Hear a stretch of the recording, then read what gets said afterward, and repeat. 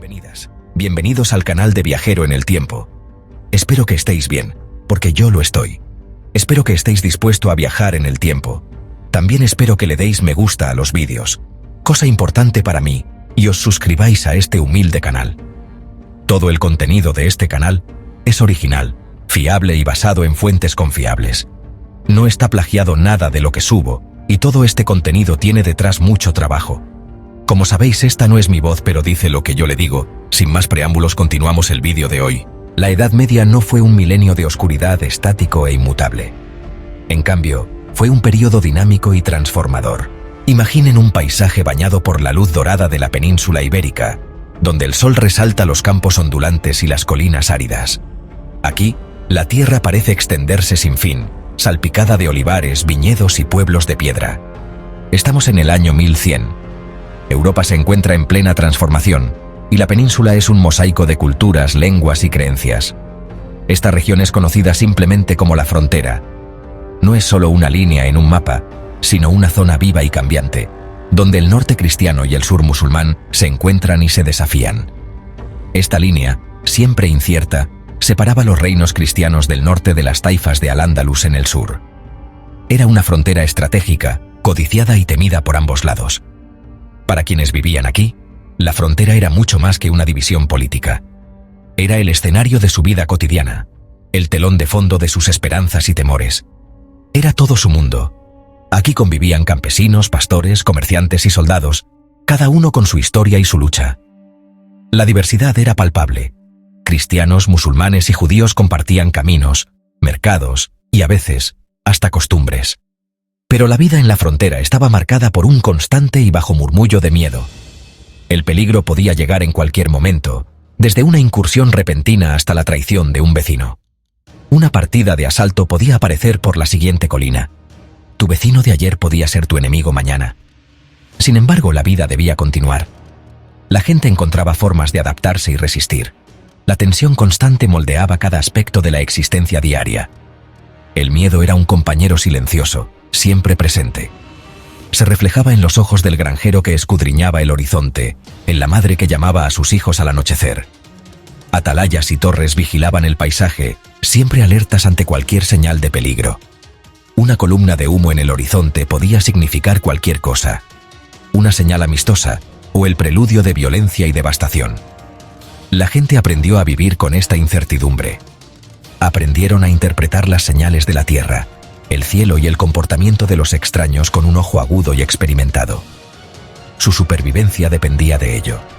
La frontera era un lugar de vigilancia, pero también de ingenio y esperanza. Porque pensar en la frontera solo como un lugar de guerra sería un error. Era, sobre todo, un lugar de vida, de encuentro y de posibilidades. Pausa. El sol salía sobre los campos, marcando el inicio de una nueva jornada. Los aldeanos se reunían brevemente en la plaza, intercambiando saludos y noticias antes de dispersarse a sus tareas. Con el primer canto del gallo, comenzaba el trabajo del día. Algunos iban a los campos, otros al taller, y los niños ayudaban en pequeñas tareas.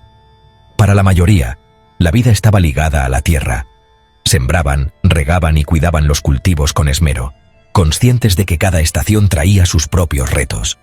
La agricultura era la columna vertebral de su existencia. Las familias trabajaban juntas, compartiendo herramientas y conocimientos heredados.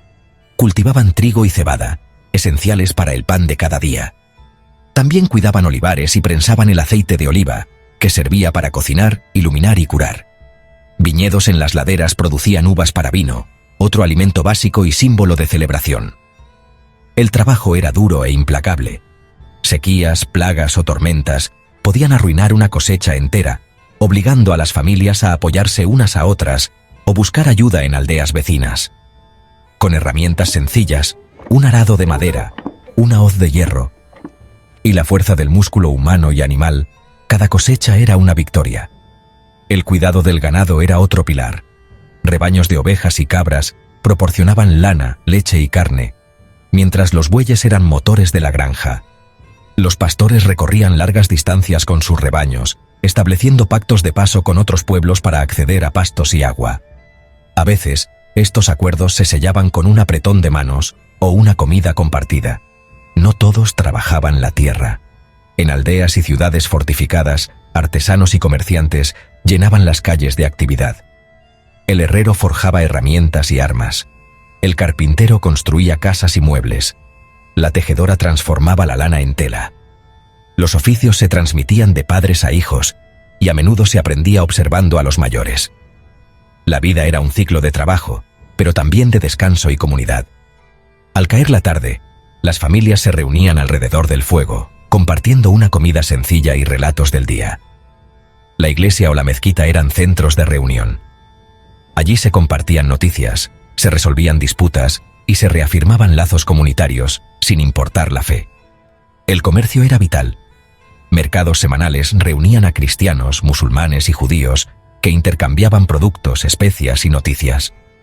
A pesar de las tensiones, la necesidad de sobrevivir fomentaba pactos y alianzas temporales. Una aldea cristiana podía tener excedente de lana o vino, mientras un asentamiento musulmán cercano ofrecía pieles finas o sal. Estos intercambios tejían una red de dependencia mutua. En un pequeño pueblo fortificado, no lejos del río Duero, vivía una mujer llamada Elara. Era alfarera, hija y nieta de alfareros, y su vida giraba en torno a la arcilla y el fuego. Cada mañana, el pueblo despertaba con el sonido de su torno y el aroma de la tierra húmeda. Su taller era un humilde espacio, pegado a la pequeña casa de piedra que compartía con su hermano menor, Mateo, quien tras una fiebre infantil, caminaba con dificultad y no podía trabajar el campo. Las manos de Elara, firmes y pacientes, moldeaban la arcilla con una destreza aprendida de su madre. Sabía buscar los mejores depósitos junto al río, amasar el barro hasta la textura perfecta y girar el torno con el pie, mientras el sol apenas asomaba. Cada día, creaba jarras resistentes para el agua, cuencos hondos para los guisos y grandes tinajas para almacenar aceite y grano. Su cerámica era esencial para la vida del pueblo. Cada hogar tenía al menos una pieza suya. 2 veces al mes, un mercader ambulante llamado Ibn Hazm llegaba desde el sur. Traía sal, especias y noticias de tierras lejanas. Con el tiempo, Elara e Ibn Hazm forjaron una amistad basada en el respeto y la curiosidad mutua. Un día, Ibn Hazm le regaló a Elara un pequeño cuenco de cerámica del sur, decorado con intrincados patrones geométricos en azul cobalto. Elara nunca había visto nada igual. El diseño era audaz, los colores vibrantes, tan distintos de las formas terrosas de su tradición. Pasó horas estudiando el cuenco, trazando las líneas con el dedo. Le encendió una idea en la mente. ¿Y si mezclaba lo aprendido de su madre con los motivos del sur? Así nació un nuevo impulso creativo. Al principio, Elara dudó. Las tradiciones del pueblo eran antiguas y el cambio no siempre era bienvenido. Pero poco a poco, comenzó a grabar bandas geométricas en sus jarras, imitando el cuenco andalusí, y a experimentar con nuevos esmaltes, mezclando minerales para lograr brillos inéditos. Su hermano Mateo la observaba fascinado. Veía cómo Elara se quedaba despierta hasta tarde, trabajando a la luz de una lámpara de aceite, probando una y otra vez hasta perfeccionar un nuevo diseño. Algunos intentos fallaban. Los esmaltes se corrían, los patrones no salían como esperaba, pero Elara persistía. Con el tiempo, sus piezas comenzaron a llamar la atención. Un vecino le pidió una jarra con los nuevos motivos. Pronto, otras mujeres del pueblo quisieron aprender la técnica. El taller de Elara se convirtió en un pequeño centro de innovación, donde se mezclaban estilos y se compartían secretos. Así, la creatividad de Elara no solo transformó su propia cerámica, sino que inspiró a toda la comunidad. En cada pieza, se tejía una historia de intercambio y resistencia. La frontera no era solo un lugar de conflicto, sino también de fusión y esperanza. La historia de Elara es la historia de la frontera misma. Es una microhistoria que revela cómo la vida cotidiana, lejos de los palacios y los ejércitos, tejía la verdadera esencia de la frontera. En cada gesto, en cada objeto, se esconde una verdad mucho más grande: la capacidad humana de adaptarse, resistir y convivir. Mientras reyes y emires declaraban guerras o firmaban tratados, la vida seguía en los campos y talleres. Las verdaderas batallas eran las de la siembra, la cosecha y la reconstrucción tras la adversidad. La frontera era vivida por personas como Elara, por el granjero que compartía semillas con su vecino, por el pastor que aprendía nuevas rutas de pastoreo de otros pueblos, por el mercader que cruzaba límites para intercambiar historias y bienes, y por el artesano que mezclaba estilos en su obra. Estos eran los protagonistas anónimos de la historia. Sus luchas diarias, como reconstruir una casa tras un incendio o compartir el agua de un pozo en tiempos de sequía, eran actos de creatividad y solidaridad. Sus silenciosos esfuerzos por coexistir tejían la red invisible de la convivencia. A menudo se pierden en las grandes narrativas de conquista y reconquista, pero es en sus vidas donde encontramos la verdadera textura del pasado. En la mezcla de costumbres, en la transmisión de saberes, en la hospitalidad ofrecida al forastero. Su mundo no era blanco y negro, era un tapiz complejo, tejido con hilos de muchas culturas, lenguas y creencias. Cada mercado, cada celebración, era un cruce de caminos donde se aprendía y se compartía. La frontera era un lugar de adaptación. La gente tenía que ser ingeniosa para sobrevivir. Aprendían de su entorno, aprendían unos de otros, a veces en silencio, a veces celebrando juntos la cosecha o el nacimiento de un hijo. Un granjero cristiano podía aprender una nueva técnica de riego de sus vecinos musulmanes. Un artesano musulmán podía incorporar un motivo de diseño del norte de Europa en su trabajo de metal. Así, la frontera era un laboratorio de innovación y mestizaje. Este intercambio no siempre fue consciente o deliberado. Ocurrió orgánicamente. A través de la observación, el comercio y el simple contacto humano, las ideas y las costumbres se entrelazaban. Era una forma práctica de coexistencia. La gente adoptaba lo que era útil o lo que era hermoso, sin importar su origen. Este proceso de mezcla cultural, o mestizaje, fue uno de los legados más duraderos de la frontera. Este paisaje humano estaba definido por la resiliencia. Cuando una incursión destruía el trabajo de un año, la comunidad se unía para reconstruir. Cuando la sequía amenazaba, compartían lo poco que tenían y buscaban soluciones juntos. Sin embargo, la gente reconstruía, volvían a plantar sus campos, reabrían sus talleres. Continuaban, porque la vida siempre encontraba un camino. Esta resiliencia no se basaba en grandes ideales, sino en el simple y poderoso instinto de vivir, de mantener a la familia, de preservar la comunidad. Era una forma de resistencia contra el caos que siempre amenazaba con abrumarlos. Era una negativa silenciosa y obstinada a ser definidos únicamente por la violencia que los rodeaba. Por eso, para comprender el año 1100, debemos mirar más allá de los castillos y los campos de batalla. Debemos mirar dentro de los talleres, de los campos y de los mercados. Debemos escuchar las conversaciones durante una comida compartida o un intercambio en la plaza. Allí, en lo cotidiano, se forjaba el verdadero legado de la frontera. Debemos tratar de imaginar el mundo a través de los ojos de alguien como Elara. Para ella, la frontera no era un concepto abstracto, sino el suelo mismo bajo sus pies. Era la arcilla en sus manos, la esperanza en su corazón. Era la fuente de sus miedos, pero también la fuente de su inspiración. Era, simplemente, su hogar. Al final, la frontera peninsular del año 1100 era mucho más que un muro de piedra. Era una tierra marcada por la inestabilidad política. Reinos cristianos y taifas musulmanas negociaban treguas, pactos de no agresión y alianzas cambiantes. Pero sobre todo la frontera era un espacio de encuentro, donde el miedo y la esperanza se entrelazaban cada día en la vida de campesinos, artesanos y mujeres. La frontera era una membrana permeable y compleja. En los mercados, cristianos, musulmanes y judíos intercambiaban trigo, aceite, sal, tejidos y cerámica. Los pactos locales permitían el paso de pastores y comerciantes, y a menudo se sellaban con un apretón de manos o una comida compartida. Así, las costumbres, lenguas y creencias se mezclaban, dando lugar a algo nuevo y único. En esa presión constante, no solo se intercambiaban bienes y palabras, sino también ideas, recetas, canciones y sueños. El arte mudéjar, por ejemplo, surgió de la fusión de estilos cristianos e islámicos, visible en iglesias con arcos de herradura y azulejos geométricos. El miedo y la violencia existían, pero también la curiosidad, la admiración y la amistad. Así, la frontera se convirtió en un taller de creatividad humana. La fricción de la frontera generaba calor y a veces luz. Mujeres como Elara, campesinas y artesanas, eran el corazón de la vida cotidiana. Amasaban pan, tejían, cuidaban huertos y transmitían saberes. De esa luz nacieron nuevas formas de belleza y conocimiento, visibles en la cerámica, los tejidos y la arquitectura. Esa luz se ve en la arquitectura.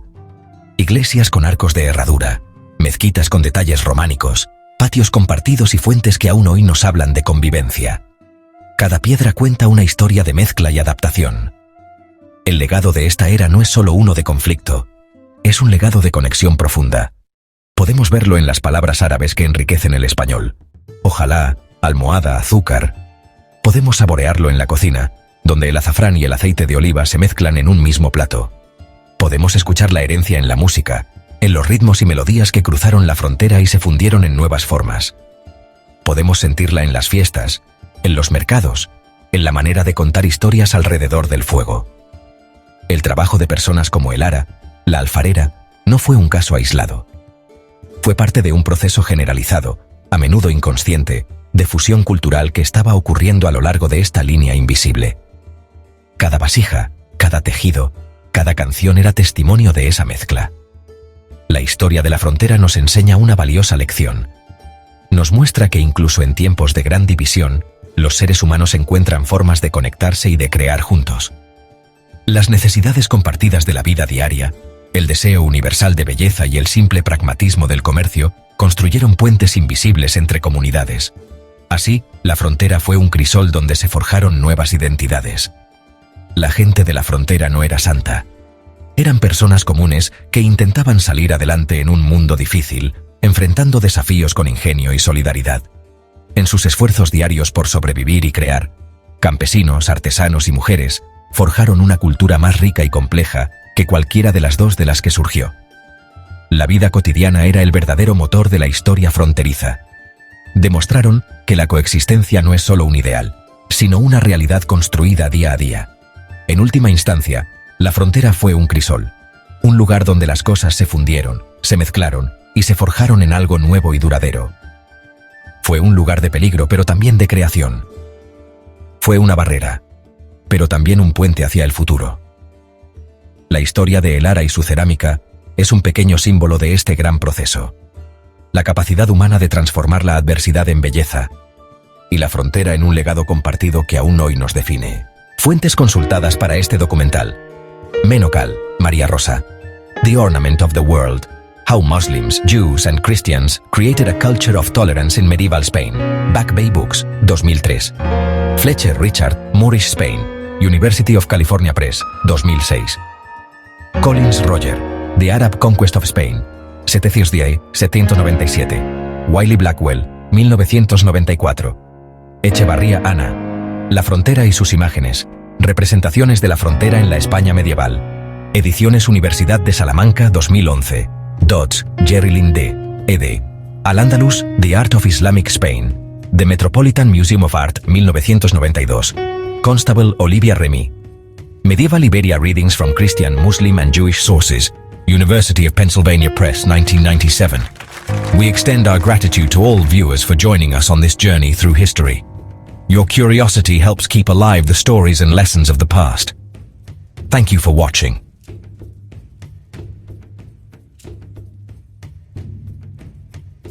En la península ibérica del siglo XI, dos mundos conviven y se enfrentan: el reino cristiano y Al-Ándalus musulmán. Es una época de fronteras cambiantes, de tensiones y de intercambios culturales, donde la vida cotidiana está marcada por la incertidumbre y la esperanza. En este mundo marcado por cicatrices de antiguas batallas, la primera luz del amanecer no solo ilumina la tierra, sino que revela las huellas de la historia y la esperanza. El sol se alza sobre colinas quemadas y valles silenciosos, recordándonos que cada día es una nueva oportunidad para resistir, reconstruir y soñar. Este paisaje, aparentemente árido y desolado, esconde historias de vida, de lucha y de reconciliación. Para el ara, el amanecer es mucho más que el inicio de un día. Es un acto de fe. La quietud de la mañana es un respiro breve, un instante en el que la paz parece posible antes de que las tensiones resurjan. En su pequeño pueblo, cada gesto cotidiano, abrir la puerta, mirar el horizonte, está cargado de significado y de una esperanza frágil. El ara habita una frontera que no solo divide territorios, sino también corazones y creencias. A un lado, la cruz. Al otro, la media luna. Entre ambos un valle de polvo, olivos y sueños rotos. Pero también es un espacio de encuentro, donde la vida se abre paso a pesar de las diferencias. En este lugar, la normalidad es un tesoro extraño. El ritmo de buscar agua, el aroma del pan recién horneado y la arcilla en las manos son actos de resistencia. Cada día, los habitantes reinventan la rutina, aferrándose a pequeños placeres que les recuerdan que la vida sigue, incluso bajo la sombra de la incertidumbre. El peligro es una presencia silenciosa, tan habitual como el aire que respiran. El brillo de una espada en la distancia o el retumbar de cascos no son solo amenazas, sino parte del paisaje emocional de quienes han aprendido a convivir con el miedo desde la infancia. La casa de Elara, construida con piedra y esperanza, se aferra al borde del asentamiento cristiano. Las empalizadas de madera y la vigilancia de soldados cansados son barreras físicas y emocionales, símbolos de una comunidad que se protege, pero que también anhela abrirse al mundo. Cada mañana es una apuesta silenciosa, que la tregua dure, que la vida persista. Y sin embargo, la belleza de la terquedad humana se manifiesta en los gestos simples. Una sonrisa, una palabra amable, el trabajo compartido. La vida insiste, incluso donde todo parece invitar a la resignación. Las mujeres, con su risa y su trabajo junto al arroyo, desafían el miedo con cada palabra. Los hombres, inclinados sobre la tierra, cultivan no solo alimentos, sino también esperanza. En cada tarea cotidiana, la comunidad se reafirma y resiste la tentación de la desconfianza. Para Elara, la frontera no es solo una línea en un mapa, sino una cicatriz viva en la tierra y en el alma de quienes la habitan. Es un recordatorio constante de la fragilidad de la paz, pero también de la capacidad humana para sobrevivir, adaptarse y encontrar sentido incluso en medio del conflicto. Este lugar está lleno de fantasmas y susurros, historias de incursiones nocturnas, de caravanas perdidas, de ausencias que pesan más que las presencias. El miedo es antiguo, pero también lo es la esperanza de que algún día las historias sean diferentes. Pero incluso aquí, donde todo parece separar, existen conexiones inesperadas. La frontera es una membrana viva, porosa, que permite el paso de bienes, palabras y sueños. En este crisol de culturas y desafíos, la humanidad encuentra siempre una forma de tender puentes, de imaginar un futuro compartido. El silencio se prolongó, denso y sofocante. Pasó una hora, o quizás una eternidad. Luego un murmullo bajo de voces. La tensión comenzó a disminuir, como una marea que se retira lentamente. Elara se asomó. Una vecina llamó. No fue nada. Una nube de polvo. Una caravana de comerciantes confundida con asaltantes. La crisis había pasado.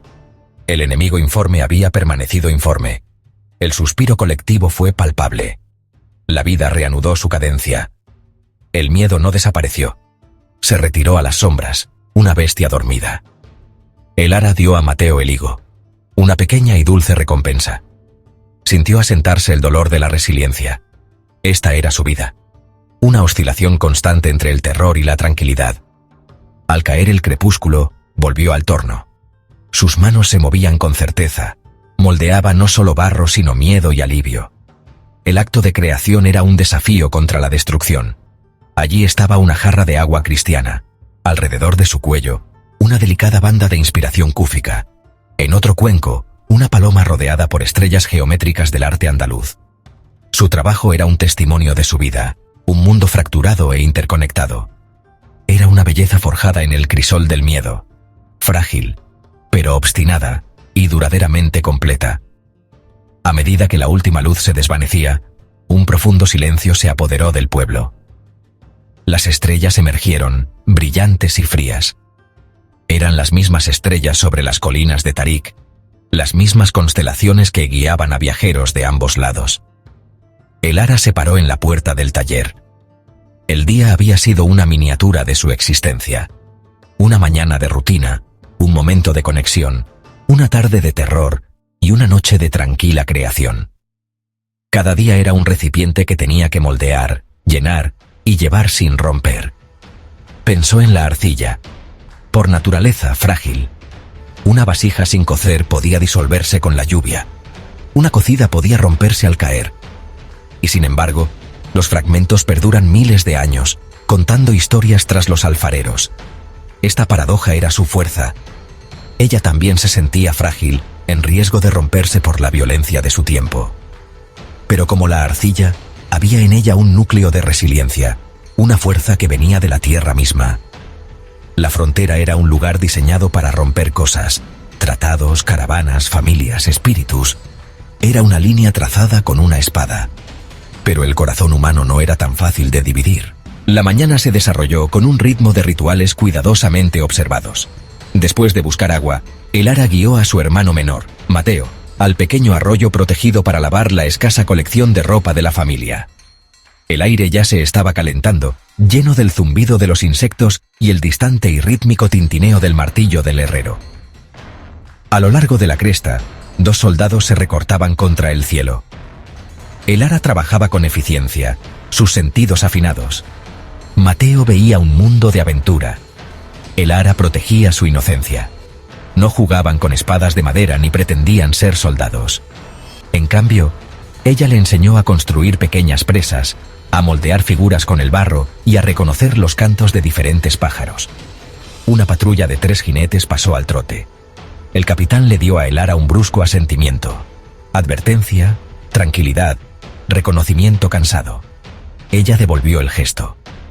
En la frontera, las emociones eran un lujo. Para media tarde, el sol era un martillo implacable. Era el momento. Elara envolvió 3 de sus mejores piezas nuevas. Una jarra grande con esmalte azul profundo, cuenco decorado. 1, cuenco decorado. 2. Con una última mirada a Mateo durmiendo, salió del pueblo. Caminó hacia una extensión neutral, un antiguo olivar. El olivar, reglas tácitas, tierra de nadie. El aire estaba inmóvil y pesado. Podía sentir la mirada de observadores invisibles. Su corazón latía constante. El miedo era un compañero familiar. Caminó hacia una roca grande y plana bajo el olivo más antiguo, el lugar de encuentro designado. No tuvo que esperar mucho. Era Tarik, un comerciante de su misma edad. Se movía con la misma cuidadosa deliberación que ella. Se encontraron sin decir una palabra. Elara desenvolvió sus vasijas. La luz las atrapaba. Tarik las examinó y asintió. Abrió una cartera de cuero, una bolsa de sal, un bloque de especias, un rollo de algodón teñido de añil. Esta era la moneda de la frontera. Al completar el intercambio, sus manos se rozaron. Por un instante, el enemigo era solo un joven. Tarik ofreció un pequeño higo seco. Elara lo aceptó. Fue una semilla de humanidad plantada en un campo de guerra. El camino de regreso fue tenso, pero al acercarse a la empalizada, la paz se hizo añicos. Un toque frenético de la campana rasgó el aire. El pueblo se transformó. Elara echó a correr. Su único pensamiento era Mateo. En esos momentos, el enemigo nunca era visto. Una nube de polvo, un destello de metal, un rumor. Abrió de golpe la puerta. ¡Mateo! Él estaba despierto, aterrado. Lo llevó al taller, cerró con llave. El tintineo se detuvo. Quedó un silencio aún más profundo. Las manos de Elara, curtidas por años de trabajo y marcadas por pequeñas cicatrices, conocían el lenguaje de la tierra mejor que cualquier idioma hablado. Cada surco en su piel era un testimonio de jornadas enteras moldeando la arcilla, de madrugadas en las que el frío del barro se mezclaba con el calor de su aliento. El contacto con la materia prima era para ella un ritual sagrado, una comunión silenciosa con la naturaleza que la rodeaba. Cuando hundía sus dedos en la arcilla fresca y húmeda, extraída de la orilla del río, sentía una conexión ancestral que trascendía las divisiones de los hombres. El barro, con su textura pegajosa y su aroma terroso, era la misma sustancia a ambos lados de la frontera, indiferente a los conflictos humanos. Elara recordaba cómo, de niña, observaba fascinada cómo el agua y la tierra se mezclaban hasta formar una masa maleable, lista para transformarse en algo útil y hermoso. La arcilla no tenía lealtad a ningún rey ni a ningún dios. En su forma silenciosa y maleable, Elara encontraba su propósito y su refugio. Su pequeño taller, adosado a la casa de piedra, era un santuario lleno del aroma terroso de la arcilla secándose, del crepitar del horno y de la promesa silenciosa de la creación. Las paredes estaban cubiertas de herramientas heredadas de su padre, y cada objeto tenía una historia, un recuerdo, una enseñanza. Aquí, en ese espacio íntimo, Elara no era solo una chica en una frontera peligrosa. Era una creadora, una modeladora de mundos en miniatura. Su padre, un alfarero antes que ella, le había enseñado que la arcilla escucha y recuerda. El tacto de la mano, la presión del pulgar, la intención del artista.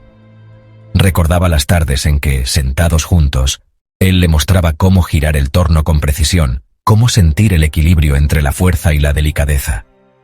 Cada pieza que salía de sus manos era única, marcada por el pulso de su corazón y la memoria de su linaje.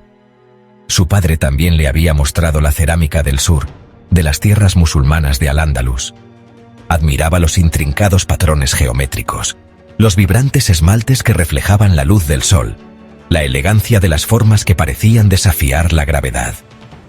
Elara pasaba horas estudiando los detalles, intentando descifrar los secretos de los artesanos andalusíes, maravillándose ante la habilidad y la paciencia necesarias para crear semejante belleza. Le enseñó a Elara a ver más allá del conflicto, a apreciar la belleza y la habilidad donde quiera que se encontraran. Ahora, sin él, llevaba esa lección en su corazón como un tesoro silencioso. Su propio trabajo se convirtió en una conversación muda entre dos mundos, un puente de barro y fuego. Cada vasija, cada cuenco, era un intento de reconciliar tradiciones, de unir lo que la guerra intentaba separar. Tomaba las formas robustas y funcionales de su propia tradición cristiana, las jarras de boca ancha, los cuencos profundos, y los adornaba con las delicadas y fluidas líneas que había visto en las piezas del sur. Trazaba patrones que recordaban a estrellas, enredaderas y motivos vegetales, inspirados en la naturaleza que la rodeaba. El pincel se deslizaba sobre la superficie húmeda, dejando huellas de color y esperanza. Los motivos que elegía hablaban un lenguaje universal de la naturaleza y el cosmos. Su cerámica no era meramente para usar. Era una declaración de principios. Declaraba que la belleza podía cruzar fronteras, que diferentes tradiciones podían encontrarse y crear algo nuevo y maravilloso.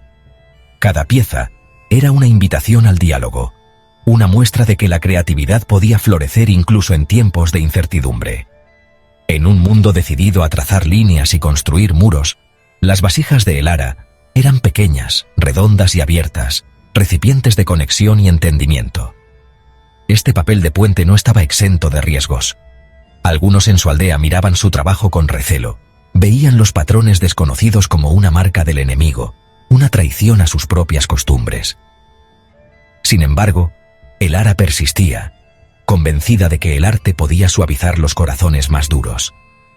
Pero otros, los más pragmáticos, veían el valor en sus creaciones. Sus vasijas no solo eran hermosas, sino también bien hechas y duraderas, capaces de resistir el uso diario y el paso del tiempo. Eran muy buscadas, incluso por los soldados que custodiaban la frontera, quienes apreciaban la calidad y la utilidad por encima de los prejuicios. Elara sentía una mezcla de orgullo y responsabilidad cada vez que una de sus piezas cruzaba la empalizada.